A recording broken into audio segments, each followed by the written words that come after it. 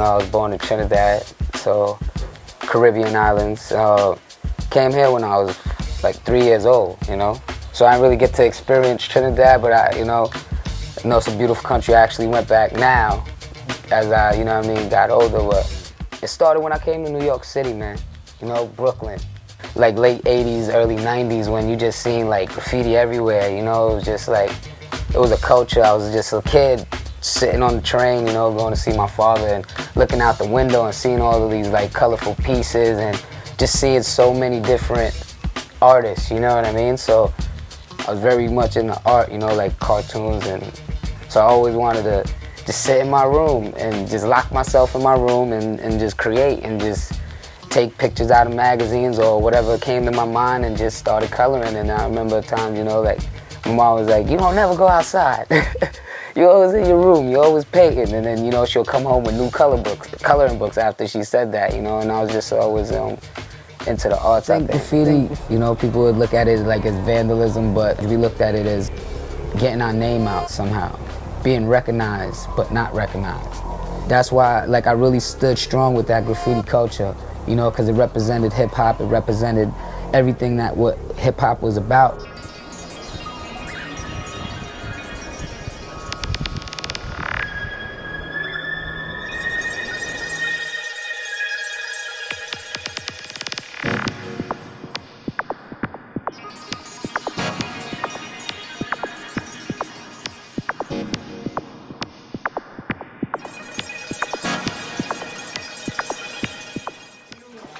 Artist, what can I help you with today? Well, I was actually walking by. I am an artist. I was actually walking by and I brought some of my pieces. I was actually. Take a look. Let's see. Oh, those are great. Thank you. I was noticing your work from outside the window. And it's nice tagline, the window studio as well. So that's the idea, is that it should be open, that people should feel free to come in. And believe me, a lot of young artists come in for that very reason. I think that's one of the main reasons that I have it this way. And I very much do like your portraits. I can tell that you're really starting to work with faces and bringing out, just using that background as your dark and then building up the light. That's definitely really working beautifully. Yes, thank you very much. How long have you been working on these paintings? Or as an artist? Well, as an artist, I was actually, I started at 3 years old. I was mostly like a graffiti artist, just doing a lot of graffiti art and abstract art. So basically, portraits is something new that I'm experiencing creating with right now, and it's fairly new to me. I'm actually excited about doing it because I like you said, I want to capture, the person, the eyes mostly. As you can see, what I did with these canvases is go more for their gaze. Mm-hmm. Yeah, the eyes are definitely the most compelling part in all of them. Thank you. That's really nice. I mean, have you worked from life as well? You said, have you done anything from life? Because these are photographs that, in their own way, are sort of iconic photographs. They're photos that we already, or images, not photos. Yes. They're images that we already know. You also worked from other, let's say, people you know, or self-portraits? Definitely. I was actually working on a couple commission pieces right now with animals. I'm doing landscaping now as well, so I'm trying a lot of real life stuff of just sitting, in a park and just painting and experimenting with that as well. It's a totally different avenue from where I came from with the graffiti. It's more of quick tags or colors and doing murals as well. But this is fun to me, getting into more of the realism, as they would say, in the Yeah, it's all different. I mean, I think of them as they're different tools in a toolbox, and as an artist you want to have as many different tools as you can. And working from a photograph, I often do work from photographs, but there's nothing like going outside and working from life. It can be the most frustrating because life moves. Life is, constantly shifting, but the picture that you end up with often reflects that feeling of an image that has changed over the time that you were looking at it. One artist famously who was known, although he worked with still lifes, is the artist Cezanne. And somebody once said that when you look at his pictures, you could feel, because each day he set up the same arrangement of fruit and flowers, and he looked at it, but he looked at it so intensely, and he might have moved a little bit this way, a little bit that way, And each one of those slight shifts, you can kind of feel them incorporated in his image. Wow. So I think when we work from life, even though it can be much more frustrating, and for me, I find it much more frustrating, it's a challenge that I think we should take on because it captures that feeling. And I think a really great piece of work. And the gentleman who came in here one day was talking to me. He said it this way too. He said, you know, oh, that picture, it looks so real. It looks just like it's really real. And he said, but wait a minute, but it's also you, the artist, because you made it. Mm-hmm. And I said, well, that's true. And I said, but it's also you, the viewer, because you're looking at it and you're activating it. And he said, you couldn't have said it more perfectly. That's why it's art. Exactly, right? But it's not, you know, so it's cool. I love art. I would talk to people about art all day long. So I'm really glad that you came in and shared.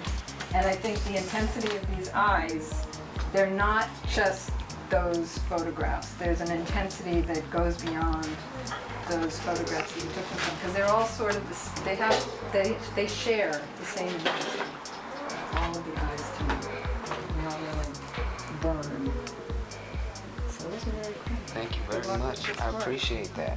I look forward to seeing how it develops. And I love your work and what you're doing here, and maybe you could teach me. And I could come to the Window Studio and do the art workshops. For sure.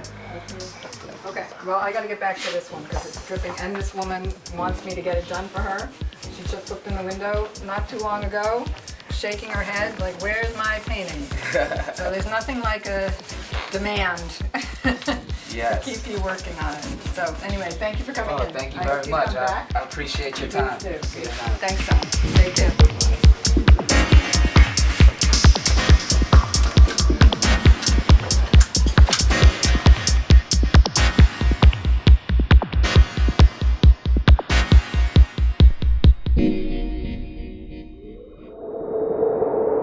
Because the graffiti actually helped me get into, you know, different parts of the cultures, which is dancing and b-boying, you know?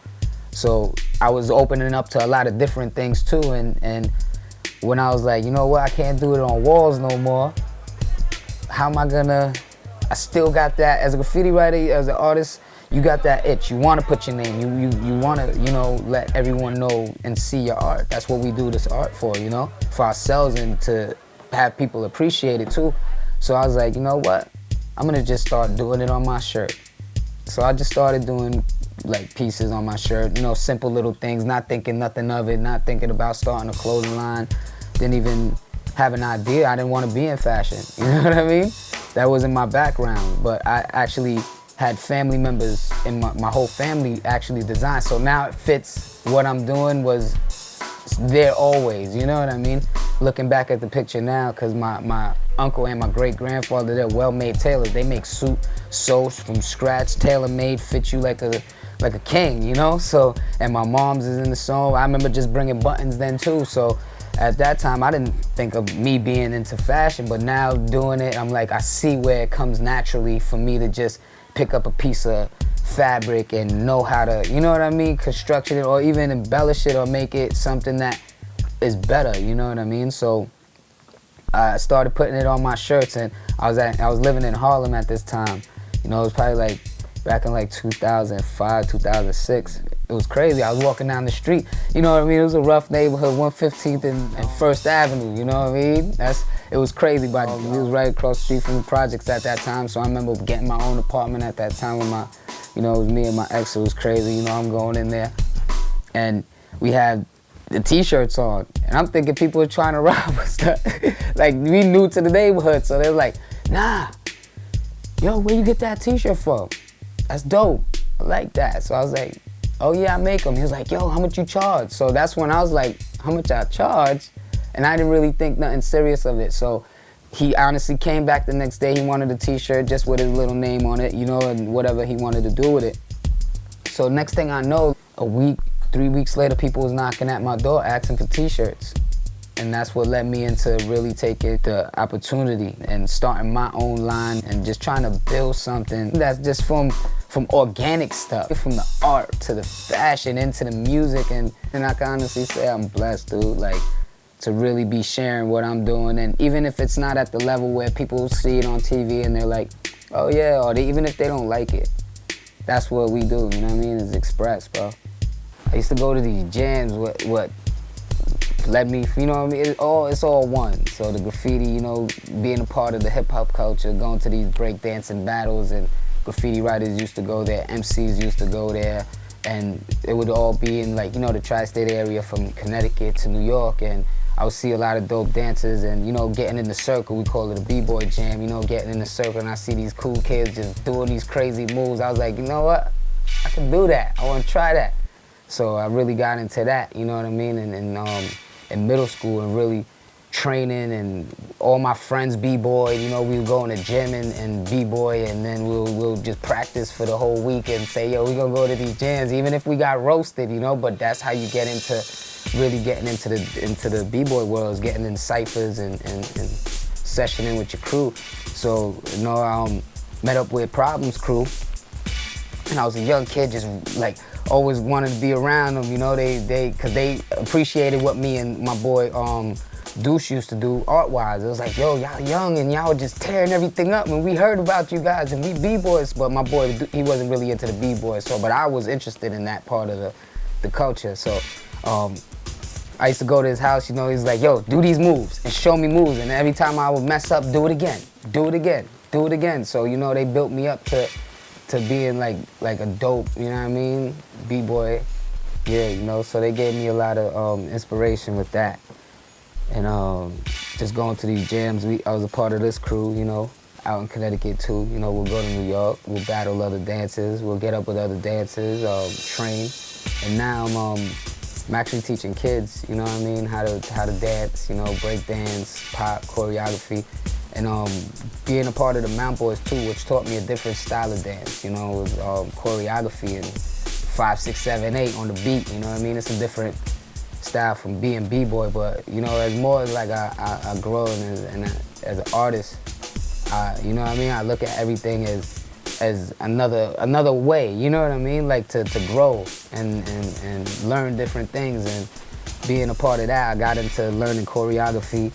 You know, I got into learning popping, dime step. I just like to create and create with other people, and even myself, you know what I mean? I'm not one of those people that will be like, yo, nah, I won't want to get up and rock with somebody, you know what I mean? I'm always down to like, yo, you want to learn what I teach you and you teach me, you know what I mean? At the end of the day, it's like we all growing, so I was always a part of unity things, you know what I mean? Whether it was the graffiti to people to the street, it was always a brotherhood, because we were able to have so many people know about our crew and be a part of our crew, and we all did art, you know? It was crazy, it became by the numbers.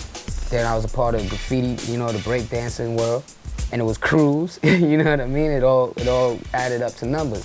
And now, starting a clothing line, I still have that mentality, as, you know what I mean, working collectively with people, and just building, you know what I mean, and getting what we want to put across to as much people as possible, and have people connect with us, you know what I mean? Whether it's art form, whether it's something that we do positive in the community, whether it's something that, you know, like yo, we just like what y'all about, you know what I mean? So that's what I really wanted to push with Swagstar from the jump, you know what I mean?